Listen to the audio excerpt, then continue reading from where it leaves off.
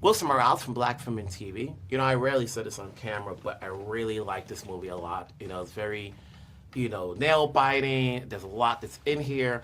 You know, when you took on these roles, how much research did you do outside of what the script called for? I did a lot. As soon as I was cast, I got in touch with Jeffrey Mason, who's the character that I play in this, but he's a real guy and he's still with us. And he was there that day, and he was, he was very worried, and he really wanted it to be as authentic as possible. And I tried to reassure him that was my goal as well. And immediately talking to him, getting into control booths, seeing how sports programming is called, just doing a ton of research. It was mainly the technical aspect. It wasn't so much the history. I think we knew the history. I didn't know that it was covered by a sports news team, but I knew the events. I know about the tragedy, but my goal was to do a service to Jeffrey's experience, and that was a huge part of my research. Now, is your character real or is she a composite? My character is an amalgamation of different people they came across in the research, yeah. And, what did you want to add to it in terms of the composite of those people you're mentioning that adds to the character you're playing? Well, I think Tim and I, very early, I'm very aware that Marianne Gebhardt is sort of representative of a particular post-war Germany, so that generation that tried to acknowledge what happened and move on from it. So that was, I think, an added thing. But I didn't do a lot of research into that because, if you're German, growing up in Germany, you are constantly faced with that particular time. So it's not something I needed to dig into a lot. I was just aware of it. And for Marianne in particular, I met up with a translator because I was really fascinated by that profession. I find it amazing that kind of zone they go into when they do what they do and they listen with one ear and already speaking, and yeah.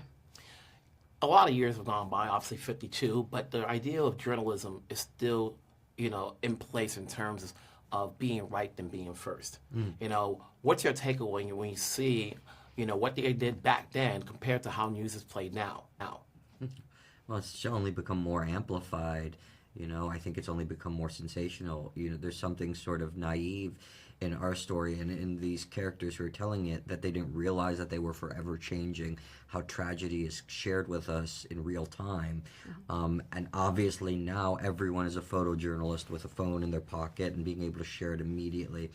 And sadly, I don't think a lot of people in the 24-hour news cycle and people in their own lives, when they share things on social media, think about the consequences. And we've talked about this a lot, and I'll let you continue on, but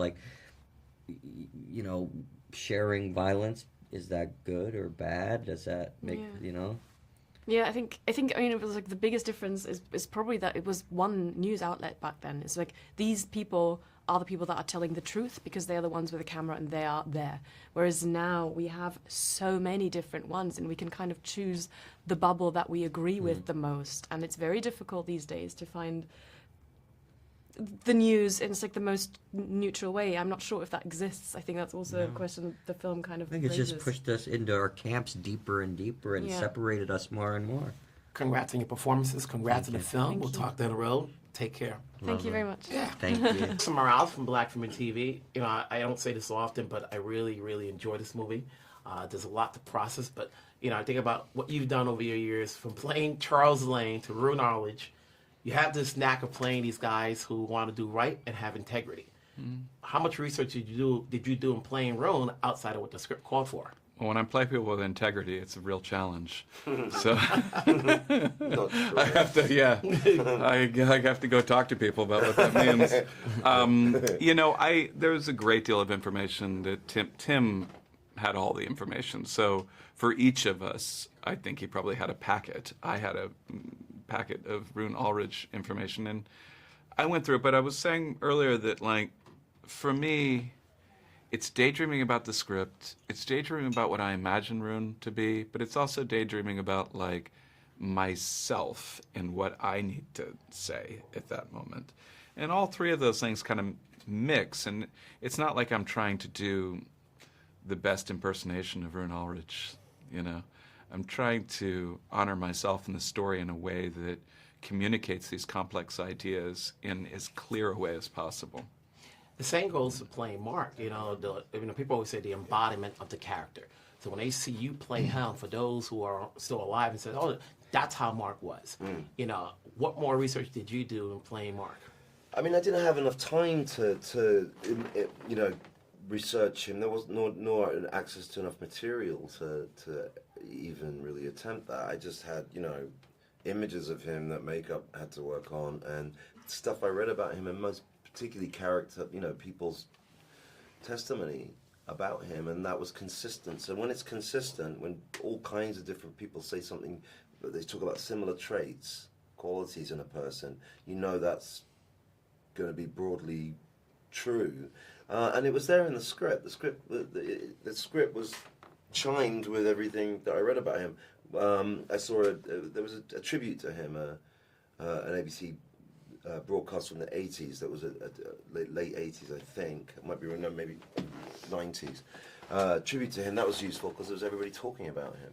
He was present in it, elderly, speaking from a chair in his garden. But that was a kind of, and then I had a very, very good talk with a guy who worked for all his life for CBS News, and a lot of things that he said about his job, which he loved, were what Marvin said about his job. So you just get. I'm fascinated by you talking about daydreaming, because I would never call it that, but I'm aware of exactly what he's talking about in terms of preparation. You think it sounds like BS. You think you're not doing work, but it's permeating your days, and it begins to permeate, and you recognize it when you've been doing it a long time. It's sort of like how a writer prepares. Yeah. If you think a writer's lazy, they're sitting there thinking about something.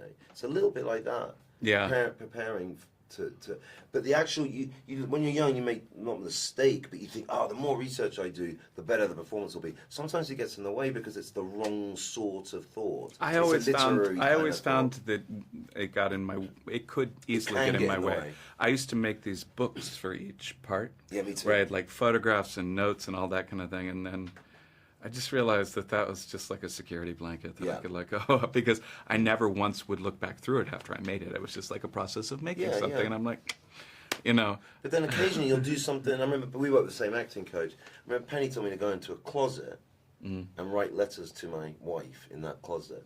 And it seemed a little strange. I did it. It was unbelievable. I'm sure it was. It helped so much. I think about how like the writer Paul Auster used to go to his office where he had a typewriter, and he had to sit in there for a certain number of hours. That's all he had to do. Didn't have to write. Nope, but there's no internet. He just had to sit in that room. Right. And I'm sure it was all kinds of things. You guys did a great job. Congratulations. Thank you. Let's hope a lot more people can remember and talk about this movie, because, hey, listen, this is history that needs to be told.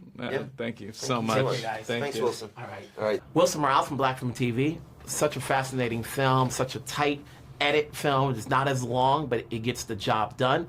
What went into the research in trying to get everything from the footage to the performances? A lot of time went into research. I come from, my two previous movies were in a complete different direction, and when we started to approach that subject, even before we wrote the first word, the writer Morris Binder and I, we did a lot of research, and we also tried to get all the tapes that ABC did send on that day. And that we then, after viewing this, we structured our script accordingly. Everybody knows the story and the outcome, but what was more important to tell the story from a journalistic point of view in terms of trying to get it right instead of being first, as it wasn't how it played out in terms of the technical aspects of filming, what happened? I think, it was really important, these questions, these journalist dilemmas that you would face in crisis reporting. We tried to convey a way for the audience to actually hopefully understand more about journalism and about the impacts, but also about the complexities of live coverage. For you as a director, when you do a story like this and, you're tackling history and you're working with your editors because you have a lot of footage in here, what's your takeaway, skill set wise as a director, moving forward to whatever you may do next? That's a good question.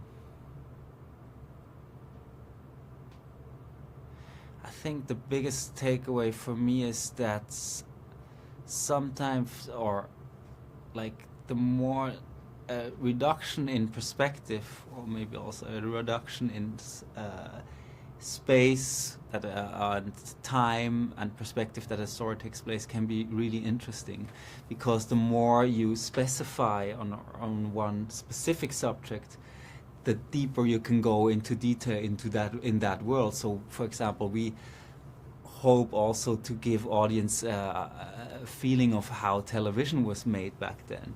Mm-hmm. You were able to get somebody to play Peter Jennings, but why not Jim McKay? Why use the footage of Jim McKay? So, the reason is because for us, like, if you see Jim McKay reporting during these hours of broadcasting, I think he has this also very much typical for the time, I think, how a host would report into the camera. He has this mix of trying to stay professional, but also sometimes you could see that the emotions are coming through. And to recreate that with an actor, I think would have been difficult. And also we wanted to have a lot of people remember still, especially his famous last lines of that broadcast. And we thought it would be so crucial for a movie to have this original footage there. Mm-hmm. Yes. An amazing film, as I mentioned before. Congratulations again. Thank you. We'll talk down the road. Yes. Okay.